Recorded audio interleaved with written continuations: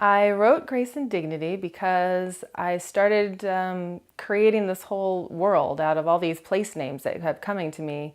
And I just decided that I needed characters to be in it and I needed something for them to do. And suddenly I just created this whole world called the Kingdom of Love with all of these things in it and all these different places like Bitterland and Dramaland and the Sea of Love and the Sea of Abandonment. And I decided that they needed to be a story and that these characters needed to be in it and they needed to do something important. It's an interesting creative process because they really do take over. That's what I found, is that I might have a shred of an idea and then as soon as I sit down to write it, I'm typing and it's like something goes through me and out my fingertips and I'm like, where is this coming from? And it just takes over. And especially from character to character. Like sometimes I won't know what this character really wants to say or how they want to say it. And then suddenly I'm not writing it anymore and they're writing it through me. And it really does take on a life of its own. And the story does too. Like I found that a lot where, like I said, I would just have a shred of what I wanted to start with. And as soon as I would sit down to write, it would just come to me and it would just keep going. And I would just be looking up to the heavens like, okay, I don't know where this is coming from, but I'm going with it. And that's what I would do. I was always interested in fairy tales, but not the super sickly sweet kind of fairy tales. Like I like them where there's a little bit of charm to them and a little bit of edginess maybe. And so I wanted to write some kind of a fairy tale that was different. And, you know, not the kind of fairy tale where it's the guy always rescuing the girl or the prince always rescuing the princess, but I wanted my princess to be strong and stand on her own and be, you know, like a woman. So there was the influence from the fairy tales. And then there's also influence from a lot of other things in my life that I like. And I just found myself wanting to take all of my favorite things and put them into one place. And so that became Grace and Dignity. I drew a lot of inspiration from my linguistic background and my film background as an editor and my interest in studies about how you can really kind of use the energy of the world to create your reality and kind of go into that imaginary, non-physical world that you can't see and just kind of use that energy to create things the way that you want to create them. And then also, you know, I love movies and I love books and I just have so many favorite things that I just wanted them all in one place where I could kind of go to this little place and go, oh, there's all my favorite things. And fun too. Like I love wordplay. My dad was the king of puns and I'm my father's daughter. So put some of that in there too. It took me only 13 years to write this story. And that's, I think, partly because I didn't know it was going to be a story and I was resisting being a writer. And I say that because, you know, I was a film editor for a while and I worked as a film editor and as an assistant editor. And I always thought of myself as having the kind of creativity where I could take, you know, the clay basically and I could mold it into that statue that I know it's supposed to look like at the end. I could take all the pieces and parts and put them together in a creative way to get there. But I never thought of myself as having the kind of creativity where I could just pull an idea out of the air and go with it. Which is strange because I did win a blue ribbon for a story I wrote in, I think it was 8th grade.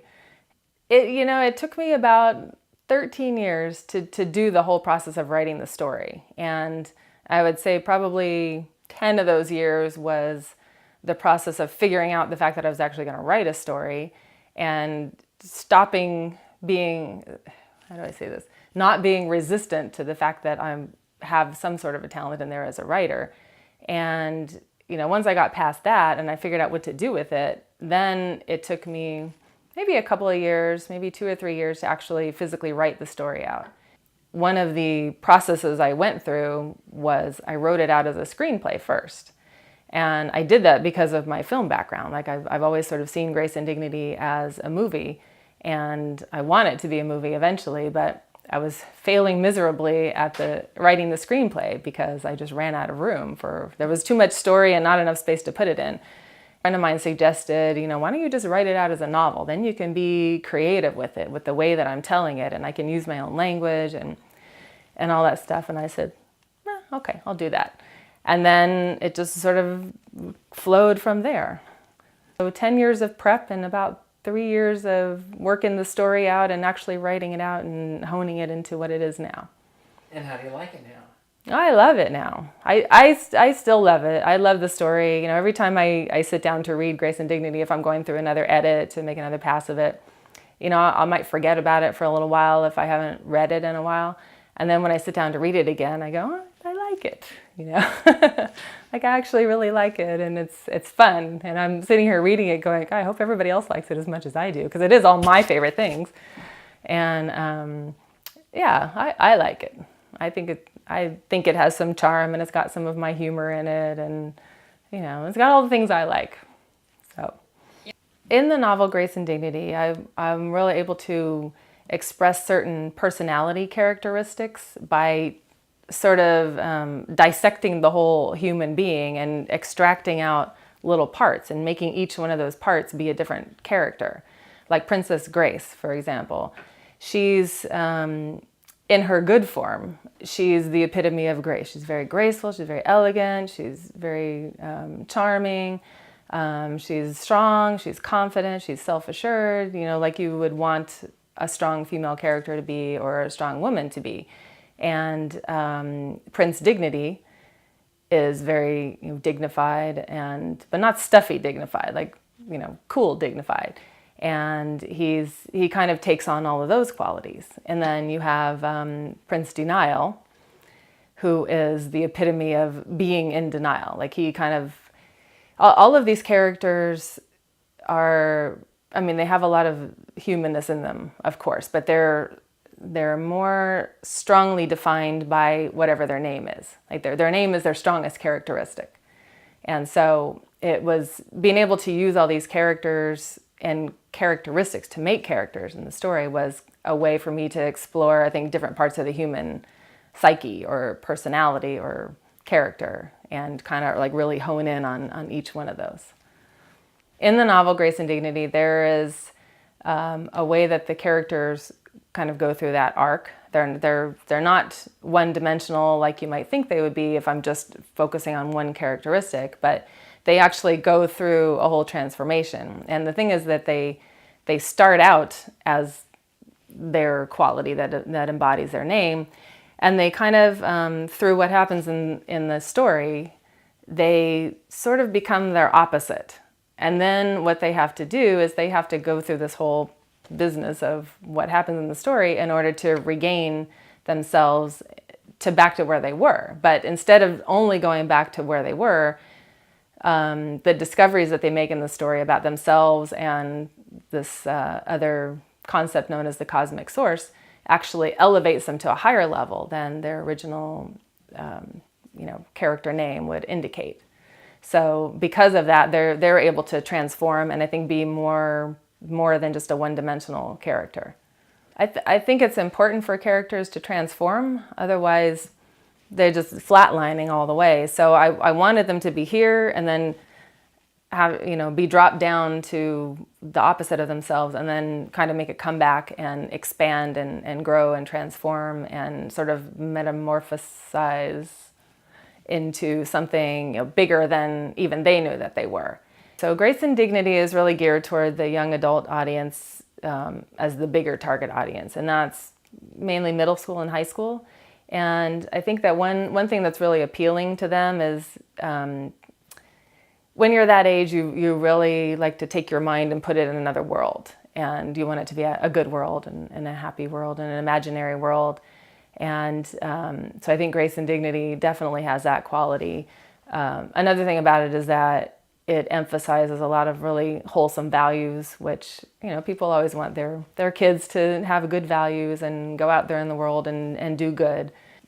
Use your power within and to create the things that you want to create in your life, and to work together as a team and to help each other. And so I think that young adults will be drawn to that kind of thing. Plus, you always like your fairy tale thing, your prince and your princess, and so they might be initially drawn in by the fairy tale aspect of it, but when they get in, they'll think, oh, these aren't your typical prince and princesses. And I hope that they will be drawn in and, want to learn more about the characters and keep reading. And also Grace and Dignity is appealing to a wider audience because, I'm clearly not a young adult, so I'm not really writing from a young adult perspective, but I'm writing from, some of my experiences in life and things that I've gone through. And so the characters go through a lot of stuff that we typically have gone through before, but in a fictional way, if that makes any sense. And so, there are a lot of concepts that adults can relate to, like a lot of the humor, the subtle humor. They probably will get a lot of the jokes that maybe the young adults wouldn't because they don't know what I'm referring to. I mean, this is ultimately a love story, but there's a lot more going on within it. So, everybody loves a good love story. And it's not a typical, come rescue me love story, even though there's a little bit of that in there. It's, it's a story about real, true love that actually happens. And, it doesn't stop once the characters get together. Like, this is one of the main things that I wanted to put in here is that, when you have the man and the woman who get together, in your typical fairy tale, they go through all this stuff and then they finally get together and then it's like, oh, they live happily ever after. But in this story, they go through a long period of time trying to reconnect. And then when they do, they actually work together as a team to accomplish the things that they need to accomplish in the rest of the story. And that's how I think of a relationship, as a true partnership. And so I really wanted to put that in there.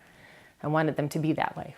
So yeah, I think I was successful in achieving the goal of having the two main characters, Princess Grace and Prince Dignity, work together, in a true partnership, because there's a big mission that they have to accomplish, and they have to work together in order to do it. And they really just kind of play well off of each other. And not only the two main characters, but you have 4 other peripheral characters in there who also have to work together in the same mission. And each one is kind of fighting their own battles and fighting their own demons, if you will. But they kind of have to do what they need to do, and they have to overcome those things in order to accomplish this mission. So they're sort of forced to, because if they don't, then it's only the kingdom of love which is going to fall apart. So yeah, no pressure. In the real world, I really like to be part of a team or part of a partnership, because I think that things work better that way. I can do things on my own and my partner can do things on his own, but you can only accomplish so much, and then you're not having as much fun as if you were working together. And when you really get two people who work together well as a team, then you can accomplish anything. And that's how I feel in real life. And that's how I feel for the book too, and for the characters in the story. And I really wanted to show that example of, a real partnership and a real romantic relationship where, it's not only about one thing or another thing, it's about everything all together. And, because the characters in the book, the Princess Grace and Prince Dignity, they're friends, they're partners, and they're romantically involved, and they love each other, and they're going to be the king and queen of a kingdom, so there's that. So a little bit of pressure, but they are very human in the way that they interact with each other. They're not very elitist or anything like that, and they're very down to earth, and they just work together as a team. And that's how I think it should be. I think if people in general would learn to work together as a team or as a partnership, they would probably have a lot more fun, and they would get a lot of cool things accomplished. So that's my hope.